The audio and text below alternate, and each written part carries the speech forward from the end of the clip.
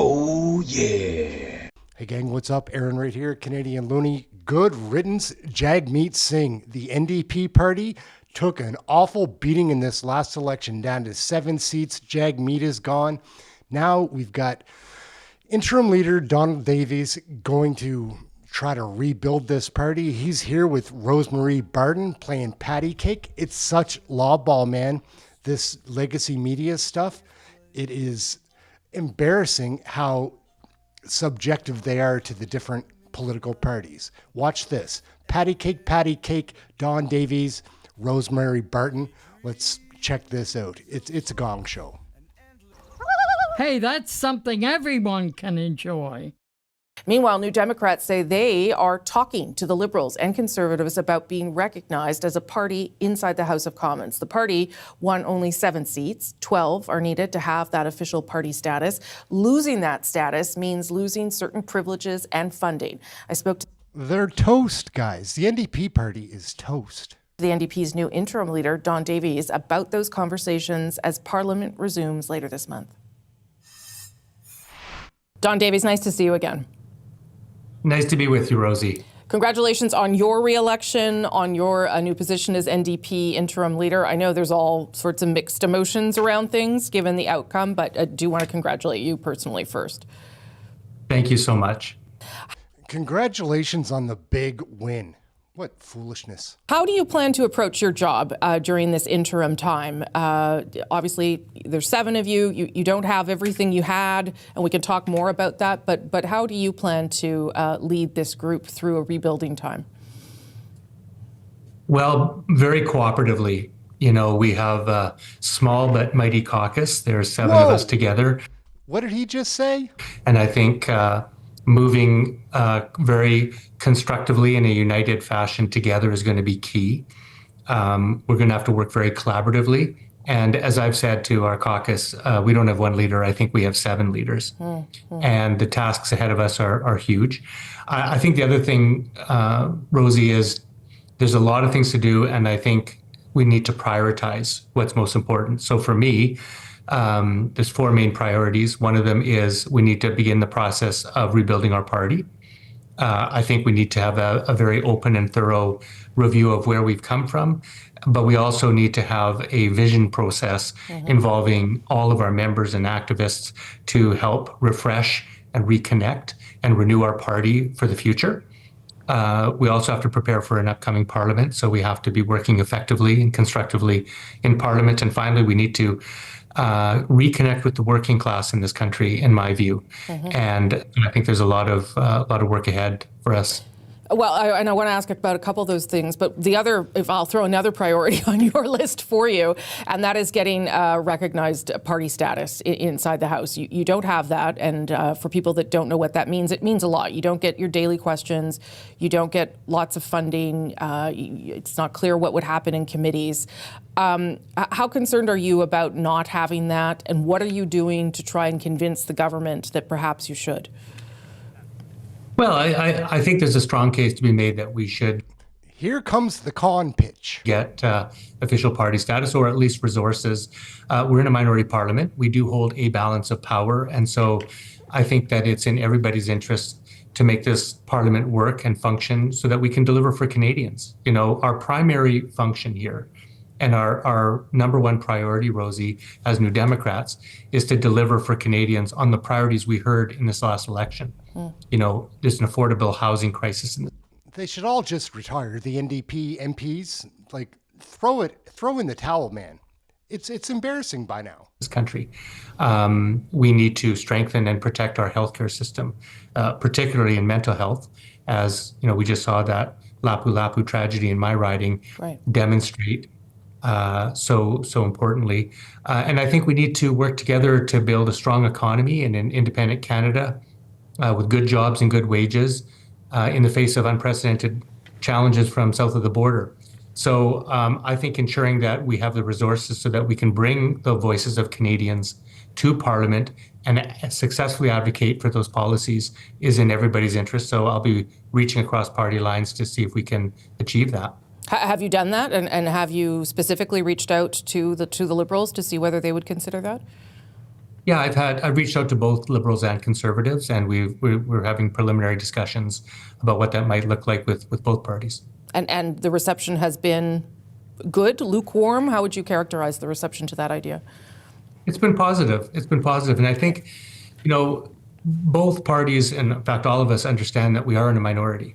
Yeah. And so the minority parliaments do require parties to work together in a way that they may not in a majority. And we're going to work constructively and see what we can arrange. Would it be a situation, I won't belabor this too long because you're talking about it, I get it, but would it be a situation where you would say, we'll support the government if you give us recognized party status or additional resources? Far too early in the discussion to say that. I mean, we think we have a strong case to be made that New Democrats need to bring the voices of 1.2 million Canadians to Parliament, and we need to function as a parliamentary caucus without any quid pro quo. I mean, we think it's just important for the functioning of Parliament. Yeah. And so I'm going to be working with my caucus. We're not going to make any deals or arrangements with anybody at this point.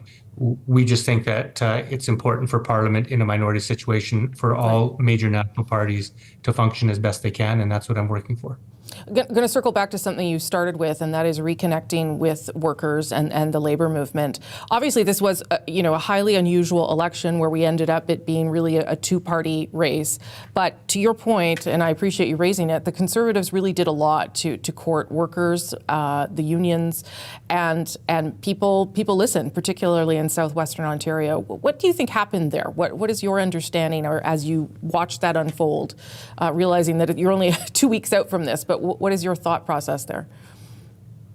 Well, I go back to the beginning of our party, Rosie, in 1960, where the raison d'etre and the prime function of the NDP was a party built by workers for workers. And we've always considered ourselves that. Yep. And I think it's time. Those days are long gone by, man. Holy cow. For our party to reconnect with the roots of our party. Because it's a fair comment to say that I think there are a number of workers who have drifted to the Conservatives or to the Liberals, sometimes for just temporary reasons, sometimes for more deep policy reasons. And that's why I think it's critically important for us to re-engage with working people. And I'm going to go to the shop floor, I'm going to go to union halls, I'm going to meet with gig workers, young people, service sector employees across this country, and start re-engaging and having a discussion from the ground up so that we can reorient the NDP as the party that delivers for working people, which is what we exist for and what I think we're best at. Good luck with that, bud. Whew. That's a steep hill. How did that get lost then, do you think? Because certainly I covered the NDP for a long time under Jack Layton, and that was, one of his primary focuses as the leader. When did that get lost, or when did that shift happen? Well, that's a great question, and one that I think the examination process I referred to will answer. And I think it's so important. I think we really have to have an honest, thorough look at how we got to where we're at. And that's going to involve talking to everybody, members, activists, progressive allies, supporters across this country in every region. And I think that's a prime question you ask is, how did that happen? I don't think I have all the answers for it. It's my job to organize the process so that people can have meaningful input into that. And I think we can come out stronger because this is not a blame process. It's a process of understanding the... But it should be a blame process. Somebody is at fault. Mistakes we've made so that we can improve. But I'm absolutely confident that we can reconnect with working people. Our policies are good. I think that we have I think we have the best policies, frankly, for working people in this country. But somehow there's been a disconnect, and we have to figure out how we can reestablish communications and communicate that message more effectively. So that's the challenge in front of us, and one that I'm really, really excited about leading. I would never pronounce a political party over. I think that's naive to do that. But you are in this position now with just 7 of you. And I wonder whether you think that rebuilding is going to be, it will take a long time, whether you'll be forced in another election, like how you see the future of the party going from where you are now to something else. Well, we've been here before, after 1988, where we won at the time our biggest caucus, I think, in Canadian history. The next election, we were reduced, I think, to 9, and we lost party status then. Yeah. I know Tommy Douglas, after bringing in Medicare, lost his government. So there's ups and downs in politics, and I think the NDP, we're here to stay. We're a permanent feature of the Canadian political landscape, as we should be. We are a progressive party that I think occupies a space in Canadian politics that no other party does or can. And so I think we're really important. During the election, Rosie, I heard time and time again, Canadians don't want a US-style two-party system.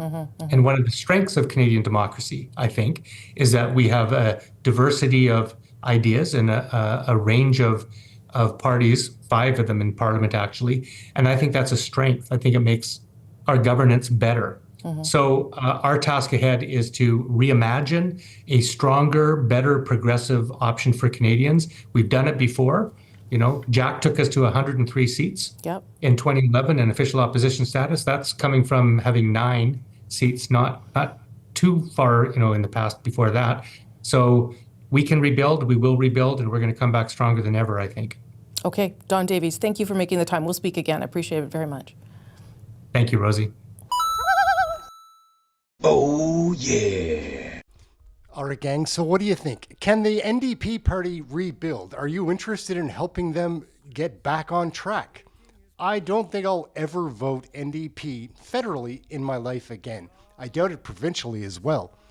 This party is a thing of the past. Jagmeet, take your pension and run. Good luck, Don Davies. You seem like a nice enough guy, but these politicians, guys, they're hard to trust. My name's Aaron, Canadian Looney. Like, share, subscribe. Come and join us for one of our live shows. That's it. Check out the webpage or the YouTube channel. That's it, gang. Thank you all so much for watching. We'll catch you next video. Get out of here, NDP. Get out of here, CBC. We've had enough. That's it. Later, gang. A yarn to banish all your fears. I'll climb the heights from the depths below. For a taste of power, I'll sell my bloody soul. He struts around in a suit spun from your gold, a gleaming smile, his secrets never told.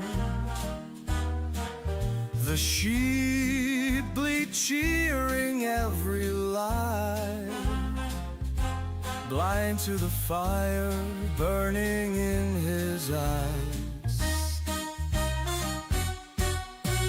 Smiles as fragile as a house of cards. He'll lift you up, then tear you apart. I'll tell you anything you want to hear. To banish all your fears, I'll climb the heights from the depths below. For a taste of power, I'll sell my bloody soul. Behind the mask, he's lost and yearning. In his dark heart, a fire's burning. Every victory a hollow gain. For in the end, it's all in vain. I'll tell you anything you want to hear. Spin you a yarn to banish all your fears. I'll climb the heights from the depths below. For a taste of power, I'll sell my bloody soul. In the end, the crown upon his head is made of shadows, whispers, and regret. King without a kingdom to command, just a silly man with empty dreams in hand.